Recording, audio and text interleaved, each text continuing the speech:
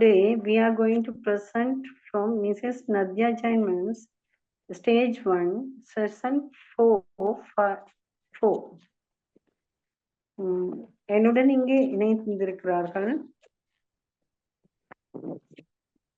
நான் Fauzul Ameena, Al-Hikma STC, Kandy district, Kelioya. என்னுடன் இணைந்திருக்கிறார்கள் miss MFF Fazna, Darul Huda Preschool, Galhinna, Mrs. Nusrat, Havanista Preschool, Matala, Mrs. Nakifa, Assistant Teacher, Havanista Preschool, Matala, Mrs. Fatima Shiani, Crescent Preschool, Badagulla Dinia, Kandy District, Mrs. Puvana Jyoti, Little Bird Preschool, Kandy, Miss Najula, Darul Huda Preschool, Galhinna, Mrs. Ilmia, Dahima Preschool, Madavala, Mrs. Nakifa, Heaven Star Preschool. இன்று stage 1 session 4 நத்யா Jain ma'am அவர்களுடைய from India முன்பள்ளி கல்வியில் இருந்து அறிவியலை எவ்வாறு இணைத்துக் கொள்ளலாம், மேம்படுத்தலாம் என்பது பற்றி இப்பாடப்பிரிவில் பேராசிரியர் நத்யா ஜெயின் அவர்கள் தெளிவுபடுத்துகிறார்கள். அதாவது அறிவியலின் நோக்கம் என்ன, அதில் ஆரம்ப குழந்தைகளுக்கு ஆரம்ப காலத்தில் அறிவியல் என்றால் என்ன, ஆரம்ப காலத்தில் அறிவியல் எங்கே இருக்கிறது, அறிவியலின் வகைகள் எவை, அறிவியல் பற்றிய அறிமுகம், ஆரம்ப நிலை குழந்தைகளுக்கு அறிவியலை எவ்வாறு கற்றுக் கொடுக்க முடியும், சிந்தனை செய்து பதில் கூறல், எதிர்பார்க்கப்படும் கற்றல் முடிவுகள், அறிவியல் பற்றிய பேச்சு, செயல்பாட்டு சிந்தனைகள், அறிவியல் சம்பந்தமான 4 மூலோபாயங்கள் பயன்படும் ஆதாரங்கள். இங்கு சில செயல்பாடுகளை காணலாம். சிறுவர் ஒருவர் இன்னொருவரின் இதய துடிப்பை பரிசோதிக்கும் காட்சி. அடுத்து நிறச்சாயத்தை கலந்து அவதானிக்கப்படுகிறது. ஆசிரியரின் உதவியுடன் பரிசோதனையில் ஈடுபடுகிறார்கள். அடுத்து ஒரு இலை சுத்தமான நீரில் வைக்கப்பட்டுள்ளது, மற்றொரு இலை சாயம் கலந்த நீரில் வைக்கப்பட்டுள்ளது. இதில் சாயம் கலந்த நீரில் உள்ள இலை அந்நிறத்தை உறிஞ்சி இருப்பதை அவதானிக்கலாம். அடுத்து ஆசிரியை ஃபஸ்னாவுக்கு சந்தர்ப்பம் அளிக்கிறேன். நன்றி. நன்றி அமீனா ஆசிரியர் அவர்களே. நான் ஃபஸ்னா, கண்டியிலிருந்து தாருல் ஹுதா பாடசாலையின் உதவி ஆசிரியர். நான் இன்று முன்வைக்க வந்த விடயம் என்னவென்றால் அறிவியலின் வகைகள். அதாவது அறிவியல் என்பது விஞ்ஞானம். விஞ்ஞானத்தில் முன்பள்ளி பாடசாலைகளில் 10 வகையான அறிவியல் வகைகளை முன்வைக்க முடியும். அதாவது முதலாவதாக மனித உடல், ஹியூமன் பாடி. மனித உடல் எனும் போது ஐம்புலன்கள், மனிதனுடைய உறுப்புகள், வெளி உறுப்புகள் மொத்தமாக இவற்றில் அடங்கும். உள்ளுறுப்புகள் எனும் போது குருதி சுற்றோட்ட தொகுதி, சமிபாட்டு தொகுதி, சுவாச தொகுதி என்பன இதனுள் அடங்குகின்றது. தாவரங்கள் எனும் போது தாவரங்களின் வகைகளாக மரங்கள், செடி, கொடிகள், மரங்களின் வகைகள், மரக்கறிகளின் வகைகள், பழங்களின் வகைகள் என்பவற்றை குறிப்பிட முடியும். இதனை நாங்கள் தாவர அறிவியல் என்று கூறுகின்றோம். விலங்குகள் எனும் போது காட்டில் வாழும் விலங்குகள், வீட்டில் வளர்க்கும் விலங்குகள், பண்ணை விலங்குகள் என வகைப்படுத்த முடிகின்றது. அவை உண்ணும் உணவுக்கேற்ப மிருகங்களை வகைப்படுத்தலாம். அதாவது தாவர உண்ணிகள், விலங்குண்ணிகள், அனைத்து உண்ணிகள் என்று வகைப்படுத்த முடிகின்றது. இதனை நாங்கள் ஜூவாலஜி என்று கூறுகின்றோம். விலங்குகளின் அறிவியல். சுற்றுச்சூழல் அறிவியல், என்வாயரன்மெண்ட். சுற்றுச்சூழல் என்பது நாமும் எம்மை சுற்றி உள்ள இயற்கையானவற்றை பாதுகாப்பது என்பதையும் குறிக்கின்றது. நாங்கள் அதிகமான மரங்களை நட வேண்டும். ஒரு மரத்தை வெட்டினால் அதற்கு பதிலாக 100 செடிகளை நட வேண்டும். இதனை நாங்கள் மாணவர்களுக்கு போதிப்பது கட்டாயமாகும். மாணவர்களுக்கு நாம் இதனை ஏன் போதிக்க வேண்டும் என்பதை நாம் அறிந்திருக்க வேண்டும். காரணம், மரங்களை வெட்டுவதால் சூழலில் வெப்பநிலை அதிகரிக்கின்றது. அதாவது குளோபல் வார்மிங்.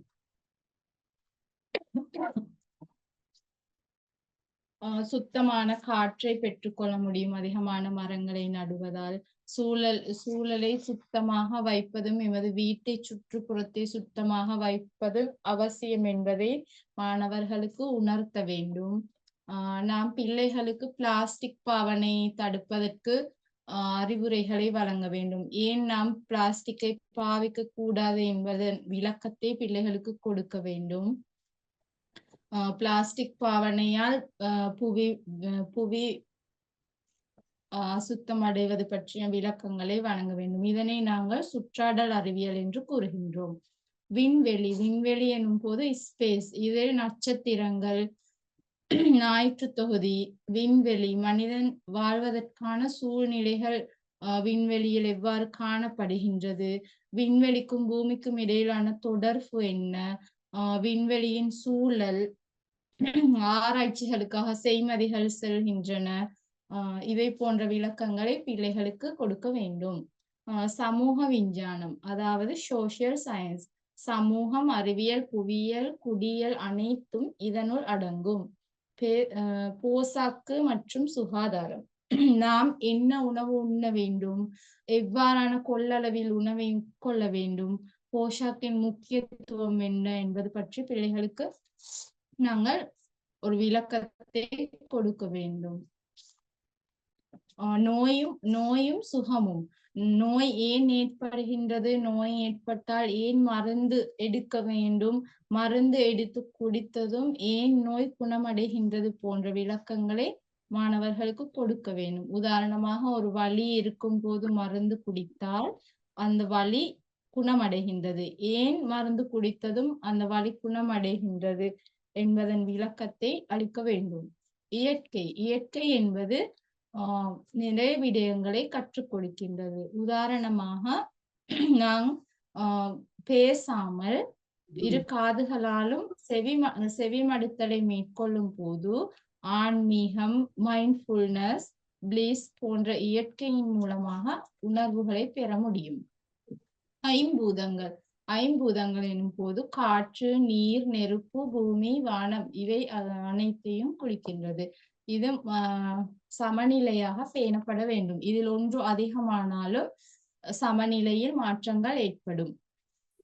உதாரணமாக, உடலில் நீர் அளவு அதிகரிக்கும் போது எங்களுக்கு தடுமல் போன்றவை ஏற்படுகின்றது.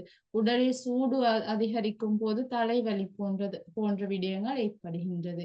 ஐந்தும் சமநிலையாக பேணப்பட வேண்டும். அடுத்ததாக ஆரம்ப ஆண்டுகளில் அறிவியல். EYFS இனால் கூறியிருப்பது என்னவென்றால், உலகத்தை புரிந்து கொள்வது, பிள்ளைகளுக்கு செயற்பாடுகளை வழங்கி ஊக்குவித்தல். அதாவது ஒவ்வொரு பிள்ளையையும் தன்னை சுற்றி உலகை ஆராய்வது, பிரச்சினைகளை தீர்ப்பது, உற்று நோக்குதல், சிந்தித்தல், முடிவுகளை எடுத்தல், பேசுவதற்கு ஊக்குவித்தல் செயற்பாடுகள் மூலம் இது மறைமுகமாக அறிமுகப்படுத்தப்படுகின்றது. அடுத்த வாய்ப்பினை நுஸ்ரத் ஆசிரியர் அவர்களுக்கு வழங்குகின்றேன்.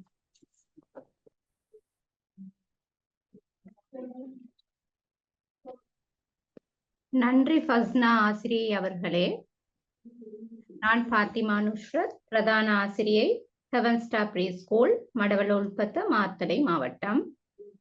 நத்யா ஜெயின் மேடம் அவர்களின் விரிவுரையில் எனக்கு அளிக்கப்பட்டுள்ள தலையங்கம் ஆரம்ப ஆண்டுகளில் அறிவியல் எங்கே இருக்கின்றது? Where is science in the early years? அறிவியல் என்பது உலகில் எல்லா இடங்களிலும் காணப்படுகின்றது. அதாவது நாம் சுவாசிக்கும் மூச்சுக்காற்றில் அறிவியல் உள்ளது. நாம் உட்கொள்ளும் உணவில் அறிவியல் காணப்படுகின்றது. அதே போல மரத்தில் பூ ஒன்று மலர்ந்தால் கூட அதிலும் அறிவியல் உள்ளது. இது போன்ற எல்லா விடயங்களிலும், எல்லா வகையான செயற்பாடுகளிலும் அறிவியல் காணப்படுகின்றது. ஆரம்ப பருவ பிள்ளைகளுக்கு அறிவியலை கற்பிக்கும் போது எளிமையான முறையிலும் அவர்களை ஈர்க்கக்கூடிய முறையிலும் கற்றல் செயற்பாடுகள் இடம்பெற வேண்டும். இரண்டாவது தலையங்கமாக அறிவியலின் அறிமுகம். Introduction of science. ஆரம்ப பருவ பிள்ளைகளுக்கு அறிவியலை கற்பிப்பதன் மூலம் அவர்களை வாழ்நாள் முழுவதும் புதிய கண்டுபிடிப்புகளை நேசிக்கும் ஒரு குழந்தையாக, அதாவது டிஸ்கவரியை நேசிக்கும் ஒரு குழந்தையாக மாற்ற முடியும். இப்பருவ பிள்ளைகள் விளையாட்டு வழியாகவே அறிவியலை கற்றுக்கொள்கின்றார்கள். அறிவியல் கற்றலின் மூலம் இப்பிள்ளை பருவ மாணவர்களுக்கு அவர்களது அவதானம், ஆர்வமாக செயற்படல், கண்டுபிடிப்புகள், தகவல்களை சேகரித்தல், சிந்தனை திறன் வளர்ச்சி, பிரச்சினைகளை தீர்த்தல், ஞாபக சக்தியை அதிகரித்தல் போன்ற திறன்களை வளர்ச்சி அடைய செய்ய முடியும். ஆரம்ப பிள்ளை பருவத்தில் அறிவியலை அறிமுகப்படுத்துவதன் மூலம் எதிர்காலத்தில் அவர்களது அறிவியல் கற்றலுக்கு மிகவும் இலகுவானதாக அமையும். இதன் அடுத்த பகுதியை தொடர்வதற்காக ஷானியா ஆசிரியை அவர்களுக்கு வாய்ப்பை வழங்குகின்றேன். நன்றி. I am Ziani Naushad. I am from Battakolla, Crescent Nursery School principal. நான் இன்று பேச எடுத்துக்கொண்ட விடயமாவது நதியா மேம் அவர்களின் ஸ்டீம் எஜுகேஷன் ஒரு பகுதியாக குழந்தைகளும் அறிவியல் கற்பிக்கின்றீர்களா?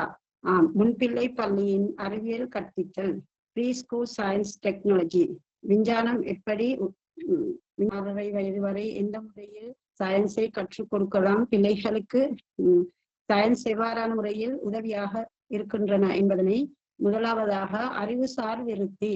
அதுல முதற் பிரிவு கற்றலுக்கான அணுகுமுறை, தர்க்க ரீதியான சிந்தித்தலும் கணிதமும், விசாரிக்கும் எண்ணம், சுற்றாடல் விழிப்புணர்வு, அறிவியல் விழிப்புணர்வு.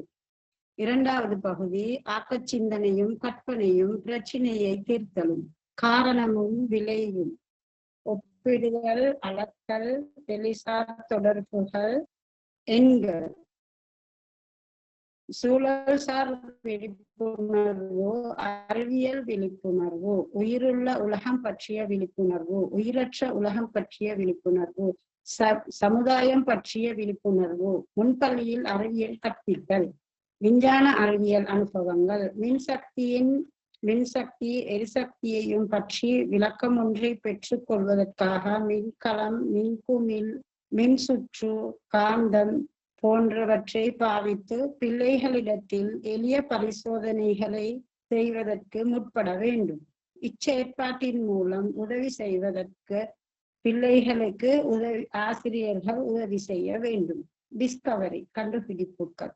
குழந்தை எதையும் ஆராயும் ஆற்றல் உள்ளவர்கள். அதனால் வகுப்பறையில் அவர்கள் எதையும் தொட்டு பார்க்க ஆசைப்படுவார்கள். கண்ணால் காண்பதற்கும் கேட்பதற்கும், பல்வேறுபட்ட வினாக்களை கேட்பதற்கும் ஆயத்தமாகுவார்கள். உதாரணமாக செயல் ஒன்று நெருப்பு பொருட்களை சூடேற்றும்.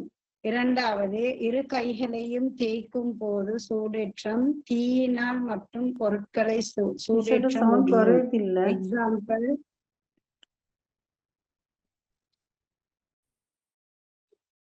எக்ஸாம்பிள் நாம் அன்றாடம் பாவிக்கும் பொருட்களாவது கேஸ், விறகு, மின்சார மூலம் தீயினால் எரியுதல். அளவீடு, நீர், மலை அளவுகள், ஒயில், எக்ஸாம்பிள் ஒயில், மண்ணெண்ணெய், மில்லிலீட்டர், லீட்டர் போன்றவற்றை பிள்ளைகளுக்கு உதாரணங்களாக செயற்படுத்த முடியும். மேலே எரியும் எல்லா பொருட்களும் கீழ் நோக்கி வந்து விழும். மேலிருந்த பந்து கீழே மரத்தில் இருந்த காய்கள், பழங்கள் கீழே விழும். பட்டம் ஒன்று காற்றில் பறந்தாலும் நூல் அருந்தவுடன் கீழே விழுந்து விடும். காரணம் புவியீர்ப்பு சக்தி. இதனை விளங்கும் முறையில் மாணவர்களிடம் நாம் தெளிவுபடுத்த வேண்டும். மூச்சு எடுத்தல், அதாவது பிள்ளைகளை சமநிலையில் நிற்க செய்து நாம் மூச்செடுக்க செய்வதன் மூலம் இவர்களுக்கு விளக்கம் கொடுக்கலாம். அடுத்தது தண்ணீர் பள்ளத்தை நோக்கி ஓடுதல். தொழில்நுட்பம் மோட்டார் மூலம் நீர் நிறைத்தல். தண்ணீர் காற்றின் விசையிலேயே ஓடுகின்றன. இச்செயற்பாட்டில் குழந்தைகளுக்கு விளக்கும் சக்தி குறைவாக இருந்தாலும் அதனை விவரிக்க முனையக்கூடாது. அறிவு வளரும் போது அதன் பயனை பெற்றுக்கொள்வார்கள். விஞ்ஞான கண்டுபிடிப்புகள். சோலார் பவர், சுகாதார பழக்கவழக்கம், உணவு உண்ணும் முறை, விட்டமின்கள், உடற்தொழிற்பாடுகள், பழங்கள், காய்கள், போசணைகள், உணவுகளின் அவசியம், நன்மை தீமைகள் பற்றிய விளக்கங்களை கொடுத்தல் அவசியம். உடம்பில் ஏற்படும் மாற்றங்கள். சூடு, குளிர், மழையில் நனைவதினால் காய்ச்சல் வரும் என கூறுதல். உடல் எடை கூடுதல், குறைவடைதல். விஞ்ஞான அறிவியல் 10 வகையான விடயங்களை கூறுகின்றன.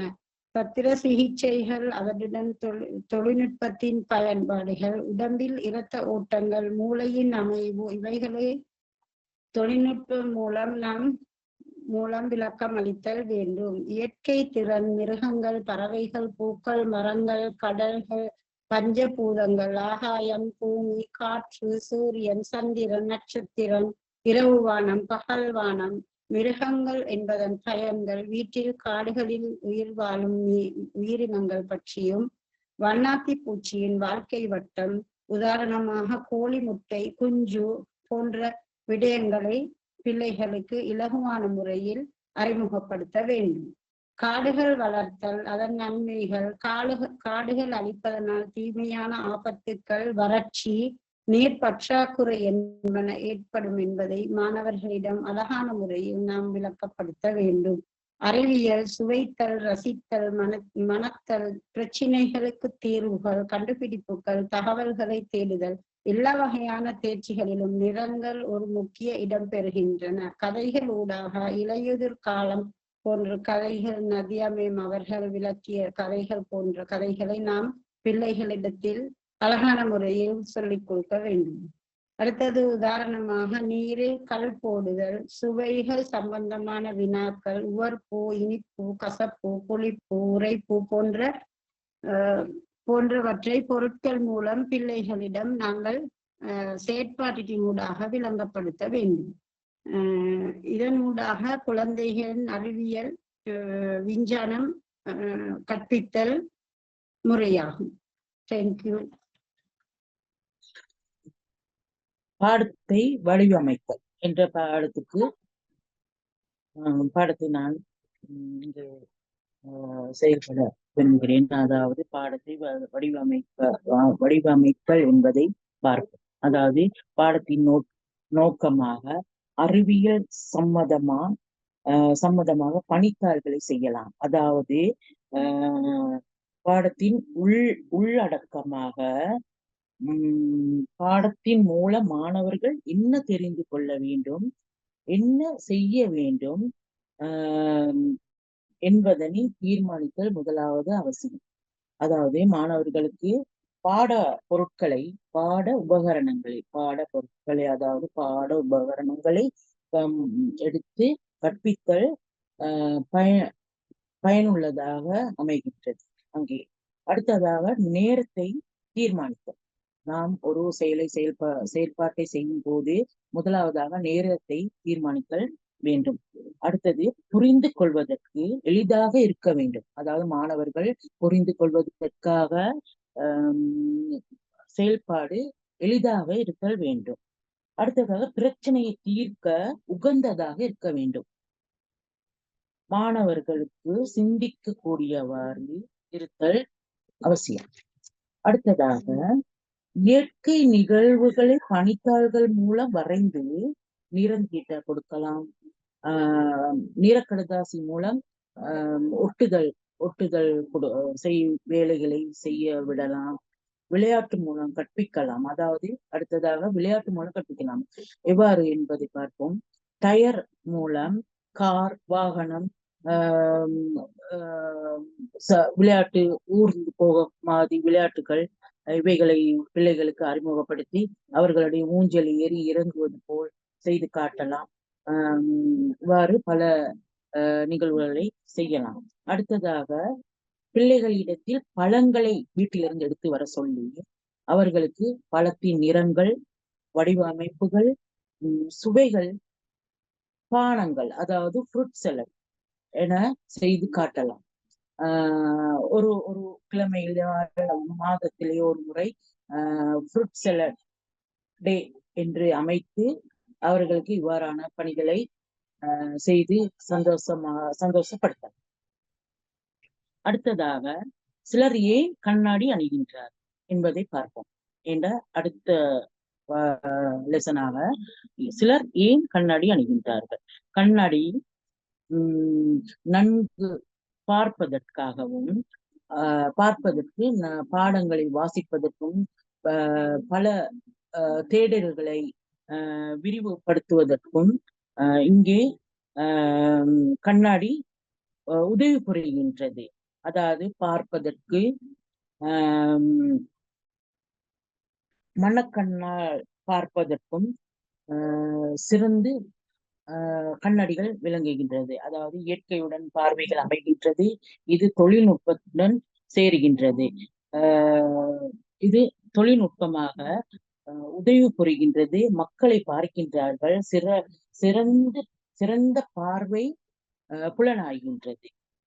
கண்ணாடி மூலம் சிறந்த பார்வையும் புலனாகின்றது.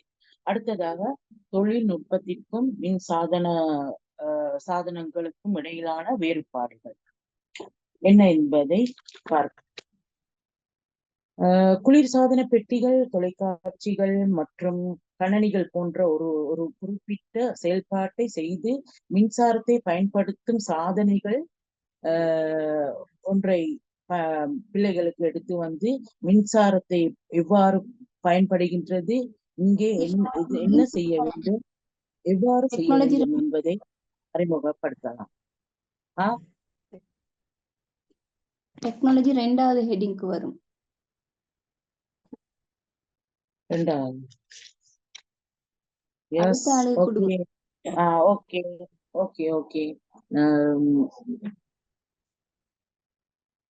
பாடத்தை முடிக்கின்றேன். அடுத்ததாக ஆசிரியர் மஞ்சுளா ஆசிரியர் படிக்கின்றேன்.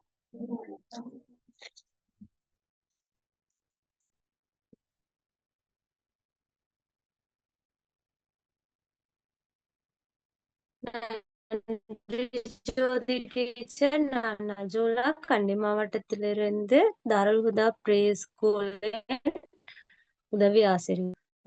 நான் கதைக்க வந்த விடயம் அறிவியல் பேச்சு, அதாவது சயின்ஸ் டாக். அறிவியல் பேச்சு என்பது முறையாகும். இது சோதனைகள், கணிக்கைகள், கற்பனைகள், கணிதம் மற்றும் பரிசோதனைகள் மூலம் உண்மையை அறிந்து கொள்வதற்கான அறிவுத்துறை. அதாவது அறிவியல் என்பது நம்மை சுற்றியுள்ள உலகை புரிந்து கொள்ளும் ஒரு சுவாரஸ்யமான பயணம். ஸ்டீம் கல்வியில் அறிவியல் ஒரு முக்கியமான பங்கு வகிக்கிறது.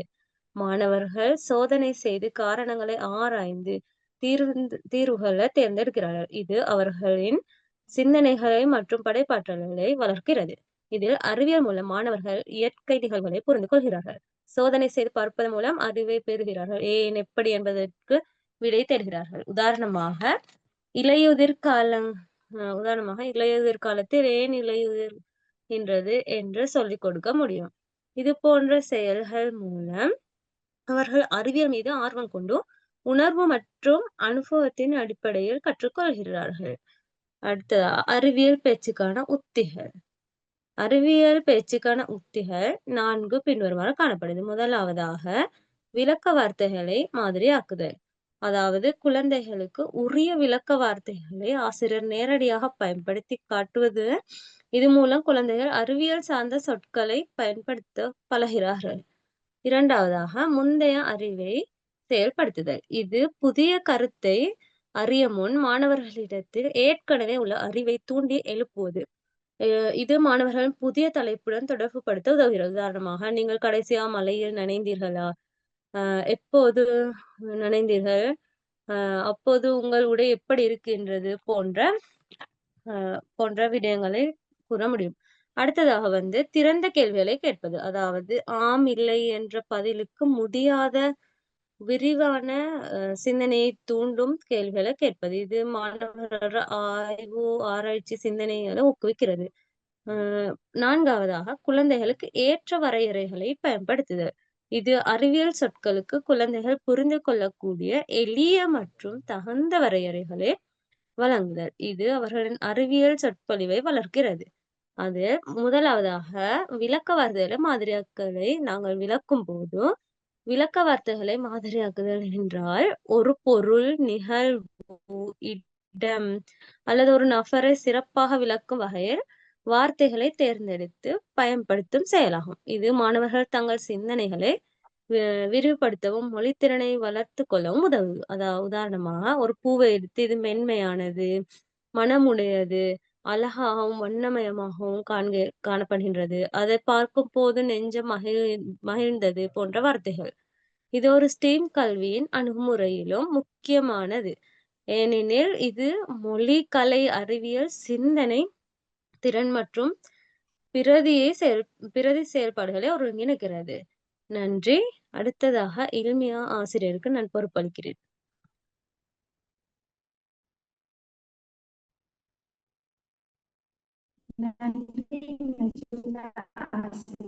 அவர்களே, நான் கண்டி மாவட்டத்தில் இருந்து அல் தாஹிமா பாலக்காடு சாலையை சேர்ந்த இல்மியா என்ற தலைப்பாகும். குழந்தைகள் விதைகள் பற்றியவற்றை ஆராய்ந்து கவனித்து விவரித்து வகைப்படுத்தி விதைகளை பண்புகளின் பட்டியல் சேர்த்த பிறகு சற்று நேரத்தில் அவர் கேட்கின்றார்கள், விதைகள் பல அளவிலும் வடிவங்களும் இருக்கின்றன என்பதை நாம் அறிவோம். இன்னும் என்ன தெரிந்து கொள்ள விரும்புகின்றீர்கள் என்று கிறிஸ்டினா பதில் அளிக்கின்றார். விதைகள் வளருமா? என் தாத்தா சொன்னார், நான் என் அம்மாவின் வயிற்றில் ஒரு சிறிய விதையில் இருந்து வளர்ந்தேன் என்று. மிஸ் டயஸ் பதில் அளிக்கின்றார், அருமையான கேள்வி. உங்களுக்கு என்ன தோன்றுகின்றது? விதைகள் வளருமா? இது குழந்தைகளின் நம்பிக்கைகளையும் கேள்விகளையும் ஊக்குவிக்கும் அமைந்த ஒரு படிப்பு முறை ஆகும். நாம் கடந்த வாரம் உயிர் உள்ளவை உயிரற்றவை பற்றி பேசினோம் தானே? நினைவிருக்கின்றதா? உயிர் இல்லவை வளர்கின்றன, உணவு தேவைப்படுகின்றன, மேலும் இனப்பெருக்கம் செய்யும், நீர் தேவைப்படும், சூரிய ஒளி தேவைப்படுகின்றது. உங்களுக்கு விதைகள் உயிர் உள்ளதா என்று தோன்றுகின்றதா? ஆம் என்று குழந்தைகள் பதிலளித்தனர். விதை ஒரு உயிர் உள்ளது என்பதை எப்படி தெரிந்து கொள்கிறீர்கள்? விதைகள் வளர்கின்றன என கேடன் சொல்கின்றான். விதைகளுக்கு பிள்ளைகள் இல்லை. நன்றி இனிய ஆசிரியர் அவர்களே. நான் நாகிபா அஸ்மீர், உதவி ஆசிரியர், ஹெவன் ஸ்டார் பாலர் பாடசாலை, மாத்தளை. இன்று எனது தலைப்பு அறிவியல் பேச்சுக்கான 4 உத்திகளில் இறுதியான உத்தி குழந்தை நட்பு வரையறைகளை பயன்படுத்துதல். குழந்தைகளுக்கு அறிவியலை கற்பிக்கும் போது இலகுவான வசனங்களை பயன்படுத்த வேண்டும். அவ்வாறு இருந்தால்தான் அறிவியல் பாடங்களை குழந்தைகள் இலகுவாக புரிந்து கொள்ள முடியும். இதற்கு உதாரணமாக மிஸ்ஸிஸ் நதியா ஜெயின் மேடம் கூறுகிறார், மிஸ்ஸிஸ் டயஸ் என்ற ஆசிரியையின் விஞ்ஞான பாட வகுப்பறையை. இவருக்கு ஜெர்மினேஷன், முளைத்தல் என்ற வார்த்தையை குழந்தைகளுக்கு கற்றுக் கொடுக்க வேண்டும். சிறு குழந்தைகளுக்கு ஜெர்மினேஷன் என்ற சொல் மிகவும் கஷ்டமான ஒரு சொல்லாக காணப்படுவதால் அதை ஒரு செயற்பாட்டின் மூலம் மிகவும் அழகாகவும் இலகுவாகவும் வகைப்படுத்தி உள்ளார். ஒரு விதை சிறிய தளிர் விட்டு முளைத்து வரும்போது ஒரு மாணவியை அழைத்து நுணுக்கு காட்டியை கொடுத்து, இந்த விதையை பாருங்கள், இதில் உங்களுக்கு என்ன விளங்குகின்றது, என்ன தெரிகின்றது என்று. அதை பார்வையிட்ட அந்த மாணவி, எனக்கு விளங்குகின்றது சிறியதா ஒரு இலை, பேபி லீஃப் ஒன்று வெளியே வருவது தெரிகின்றது என்று கூறினாள். அதன் பின்னர் அந்த ஆசிரியர் கூறுகிறார், நீங்கள் கூறுகின்றது சரி, இந்த விதை வளர தொடங்குகின்றது, அதனால் தான் இந்த தளிர் வெளியே வருவது தெரிகின்றது, இதுதான் முளைத்தல், ஜெர்மினேஷன் எனப்படும் என்று கூறுகிறார். மீண்டும் ஜெர்மினேஷன் என்ற வார்த்தையை கூற சொல்லி குழந்தைகளுக்கு இலகுவாக கற்றுக் கொடுக்கின்றார். பொதுவாக குழந்தைகளுக்கு ஒரு விதையிலிருந்து கன்று வளரும் என்பது தெரியும், ஆனால் முளைத்தல் என்ற சொல் தெரியாது. அந்த வார்த்தையை கற்றுக் கொடுப்பதாக இருந்தால் ஒரு செயற்பாட்டின் மூலம் விளக்கப்படுத்தினால் விளங்கும். புதிய வார்த்தைகளை மிகவும் மெதுவாகவும் குழந்தைகளுக்கு விளங்கிக் கொள்ளும் விதத்திலும் கற்றுக் கொடுக்க வேண்டும். அதனால் குழந்தைகள் மிகவும் சந்தோஷமாக கற்றுக்கொள்கின்றனர். எப்போதும் நாங்கள் அறிவியலை குழந்தைகளுக்கு கற்றுக் கொடுக்கும் போது அவர்களின் அறிவு திறனுக்கு ஏற்ற வகையிலும் அவர்களுக்கு தெரிந்த மொழியிலும் புதிய வசனங்களை புரிந்து கொள்ளும் வகையிலும் கற்றுக் கொடுக்க வேண்டும். அடுத்ததாக நாம் பார்க்கும் விடயம் அறிவியலில் இருந்து எதிர்பார்க்கப்படும் கற்றல் முடிவுகள். நேச்சுரல் வேர்ல்ட் சயின்ஸ் சுற்றுச்சூழலில் நிகழும் நிகழ்வுகளை சிந்திக்கும் போது, ஏன், எதற்கு, எப்படி போன்ற கேள்விகளை கேட்கும் போதும், உதாரணமாக நீர் எப்படி ஆவியாகின்றது, நோய்கள் வர காரணம் என்ன, மரம் எப்படி வளர்கின்றது என்று சிந்திக்கும் போது அதில் அறிவியல் தொடர்பு பட்டுள்ளது என்பதை கற்றுக் கொடுப்பதன் மூலம். அடுத்ததாக முன்கணிப்புகளை செய்ய உதவுதல். அறிவியல் ஆராய்ச்சி மனப்பாங்கை வளர்த்தல் மூலமாக வித்தியாசமான பல விடயங்களை அறிந்து கொள்ளலாம்.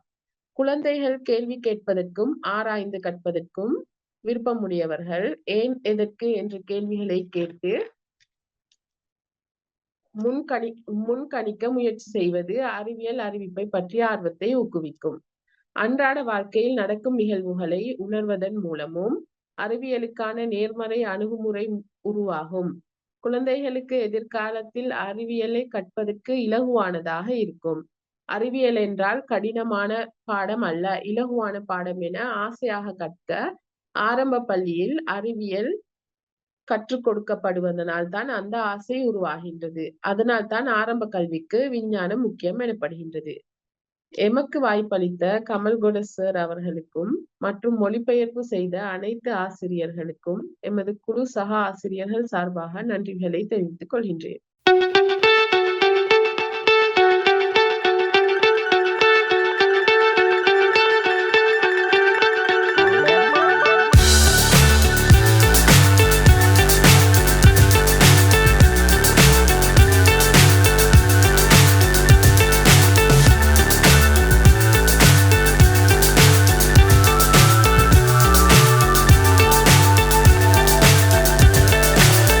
So high I'm hypnotized.